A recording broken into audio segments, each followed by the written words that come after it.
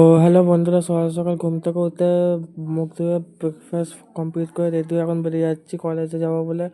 তো প্রথমে মামার বাড়িতে এসে মামার বাইকে করে চলে গেলাম কোনাহাইরোতে। আর যা বৃষ্টি পড়ছিল তোমাদেরকে কী বলবো, প্রচণ্ড বৃষ্টি পড়ছিলো। আমি পুরো ভিজে গেছিলাম।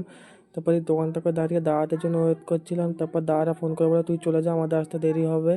তো আমরা এখন কলেজে চলে গেছি, আর এখন আমি একাই এসেছি, কেউ আসে না। তারপর কিছুক্ষণ পরে সবাই আস্তে আস্তে এবার তারপর পরীক্ষা দেওয়া কমপ্লিট হয়ে গেলে এবার আমরা আর বাসে করে যাইনি। এবার ভাবলাম যে আমরা যাবো এবার আজকে ট্রেনে করে। তো এখানে ডানকুনি স্টেশনে এসে গেছি। এসে অনেকক্ষণ অপেক্ষা করার পর আমাদের ট্রেনও চলে গেলো। তারপর ডানকুনি থেকে হাওড়ায় নামলাম, হাওড়ায় নেমে এবার ট্রেন খুঁজছি। তো এবার হাওড়াতেও আমরা ট্রেন পেয়ে গেছি। তো উঠে পড়েছি, আর ট্রেনে যা ভিড় হয়েছিল যে কী বলবো।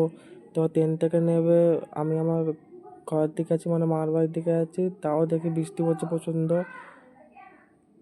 তো এখন মামার বাড়ি থেকে সাইকেল নিয়ে এখন আমি চলে গেছি ঘরের দিকে। তো ঘরে আমি ফ্রেশ হয়ে এখন খেতে বসেছি।